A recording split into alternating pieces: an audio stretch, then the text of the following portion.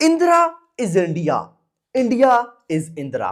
ओ भाई साहब, thrill, suspense, कमाल की परफॉर्मेंसेस और इमोशन से भरपूर कंगना की फिल्म इमरजेंसी रिलीज हो चुकी है, जिसकी ड्यूरेशन है लगभग 2.5 घंटे, 2 hours and 30 minutes। और 2 hours and 30 minutes की ये मूवी देखने के बाद आप लोग बोलोगे कि भाई इतना सब कुछ इन लोगों ने इतनी सी ड्यूरेशन में दिखा कैसे दिया, दिखा कैसे दिया भाई। खैर दोस्तों, यहां पर सबसे पहले मैं बात करने वाला हूं फिल्म की कहानी की कि कहां भाई साहब ये कहानी बेस कर रही है। तो एरा है 1970 का। आपको 1970 सुनकर ही समझ आ जाना चाहिए कि 1970 के टाइम की सारी कहानी आपको देखने को मिलने वाली है। इंदिरा गांधी एंड इमरजेंसी, उस टाइम क्या हुआ था क्या नहीं हुआ था, ये सारी चीजें एक तो वो ना जो कि हमें पता है ऊपर ऊपर से, लेकिन भाई साहब इमरजेंसी मूवी में वो दिखाया गया है जो कि आपको नहीं पता होगा। एंड लिटरली जैसा मैंने स्टार्ट में बोला कि 2.5 घंटे इस मूवी की ड्यूरेशन है। आप लोग बोलोगे कि इतना सब कुछ इन लोगों ने इतनी सी ड्यूरेशन में भाई साहब कैसे दिखा दिया है, कैसे दिया है। एक एक चीज मैं सबसे पहले कंगना पे आऊंगा। देखोगे इस कंगना भाई एक्टर भी है इस मूवी में और डायरेक्टर भी है।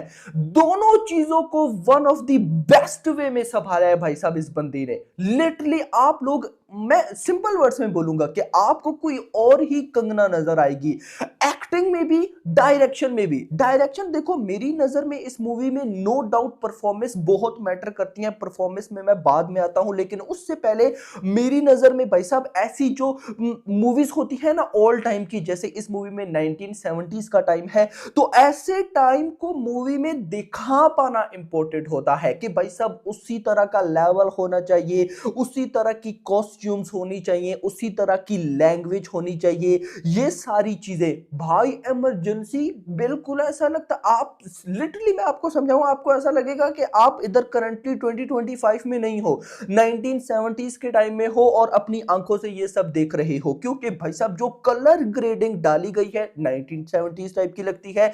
जो कॉस्ट्यूम्स यानी कि जो भाई साहब ड्रेसेस हैं, चाहे कंगना चाहे बाकी पॉलिटिशियंस के हों, बिल्कुल गाइस वो मैच करते हैं। इवन के लैंग्वेज पर भी गाइस बहुत ध्यान दिया गया कि कौन सा भाई साहब एक्टर परफॉर्मेंसेस में कौन सी लैंग्वेज बोलता था उस टाइम।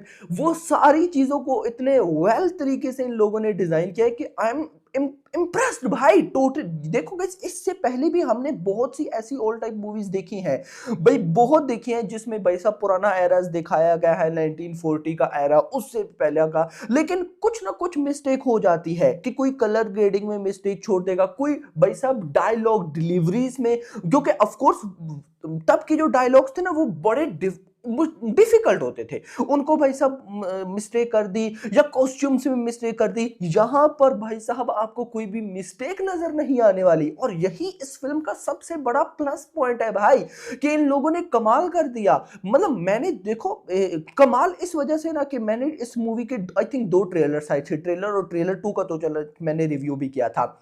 मैंने जब इस ट्रेलर्स देखे मुझे लगा अच्छा, कि मैंने कहा यार फिल्म में दम है, लेकिन जब फिल्म देखी तो भाई फिल्म के अंदर वो कुछ था जो कि ट्रेलर में इन लोगों ने भाई साहब हमें शो ही नहीं कराया। मजा आ गया भाई साहब देख के, कैरेक्टर की परफॉर्मेंस पे अनुपम, श्रेयस, खासकर भाई साहब मैं आपको बताऊं कि जो मजा दिया है ना इन कैरेक्टर्स की परफॉर्मेंसेस ने, आप लोगों ने नहीं देखा होगा यार। मैं इन सिंपल वर्ड्स में आपको बताऊंगा ना कि ये जिस टाइप की फिल्म है इमरजेंसी यानी कि 1970 का एरा, इसमें 2 चीजों का होना बहुत इंपॉर्टेंट है।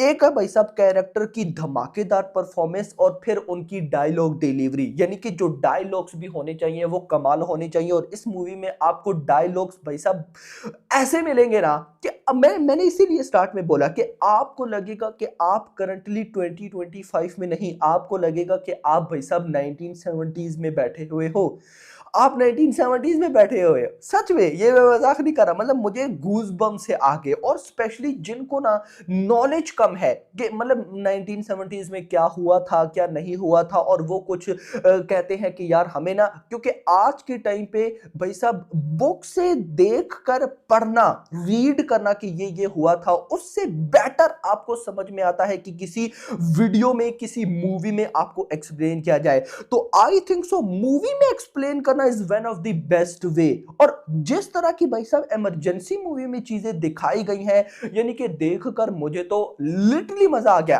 एंड स्पेशली वो ऑडियंस जिनको इन इंसिडेंट्स का नहीं पता, इंसिडेंट का नहीं पता, बहुत कम पता है यार, उनके लिए ये मूवी इतनी सरप्राइजिंग होने वाली है ना हर एक एलिमेंट पे। यानी कि मुझे सबसे ज्यादा मूवी की बात अच्छी क्या लगी कि मूवी जैसे ही स्टार्ट होती है आपको एंगेज कर लेती है। और सुनने में 2 आवर्स एंड 28-30 मिनट की ड्यूरेशन काफी बड़ी लगती है, लेकिन जब आप फिल्म कंप्लीट देख लेते हो काफी सारे इंसिडेंट, काफी सारी न्यू चीजें आपको समझ में आती हैं कि पॉलिटिक्स में क्या क्या होता है, क्या क्या नहीं होता भाई साहब, ये चक्कर भी होता है। तो फिर आप कहते हो कि यार ये ड्यूरेशन तो इसके लिए बहुत छोटी सी है, बहुत छोटी सी है। ये आपके वर्ड्स एंड होने वाले हैं। एक और चीज जो मुझसे मिस ना हो जाए, ये जो इमरजेंसी टाइप मूवीज है ना, 1970s का एरा एटसेट्रा, जब इससे हटकर भी जो मूवीज होती हैं, इनके बैकग्राउंड का बीजीएम जो होता है ना गाइस, उसको बाप लेवल का होना चाहिए। और यहां पर आपको क्रेजी लेवल का गूज बम्स से भरा हुआ भाई साहब बीजीएम सुनने को मिलेगा हर इमोशन सीन पे। मतलब एक कमाल ही का गाइस इन्होंने बीजीएम बनाया, यानी कि एक परफेक्ट, मैं अगर इस फिल्म को बोलना चाहूं एक परफेक्ट फिल्म, तो गाइस ये गलत नहीं होगा। इस मूवी में जो ओल्ड टाइप कैरेक्टर्स की परफॉर्मेंस, उनके डायलॉग्स, उनके costumes, colour grading, visuals, VFX, even के भाई साहब जो बीजीएम, वो सब कुछ देखने को मिलता है। एंड कंगना की एक्टिंग, वो तो गाइस देखो नो डाउट अबाउट इट, मुझे पहले से ही बहुत परफेक्ट लगती है, बहुत अच्छी लगती है। और भाई अब तो वो डायरेक्टर भी है इस मूवी की, तो आगे भाई साहब आपको और चाहिए ही क्या। एंड खासकर भाई साहब देखो, इन सिंपल वर्ड्स, इस मूवी को मेन जो देखने का गाइस, जो मेरी मतलब मैं जो सोचता हूं कि इस मूवी को क्यों देखना चाहिए, सबसे बड़ा मतलब कि वर्ड ही ये होता है कि भाई हम क्यों देखें इस मूवी को, तो वो है नॉलेज गैदर करना। आपको भाई साहब वो चीजें, मैं लिटरली शॉक हो गया। मैंने इसीलिए बोला ना कि आप में से जो कि हिस्ट्री के बारे में कम जानते हैं, आपको कम पता है, अगर आप देखोगे तो आप भाई साहब बोलोगे कि यार वाह। इवन के सैम बहादुर, गाइस आपको पता है, आपने वो मूवी भी देखी होगी, तो इस मूवी में भी सैम का कैरेक्टर है, लेकिन ऑफ कोर्स विकी कौशल नहीं है, एक दूसरे कैरेक्टर है। और भाई उस बंदे की भी परफॉर्मेंस बड़ी कमाल थी यार, आपको मजा आ जाएगा।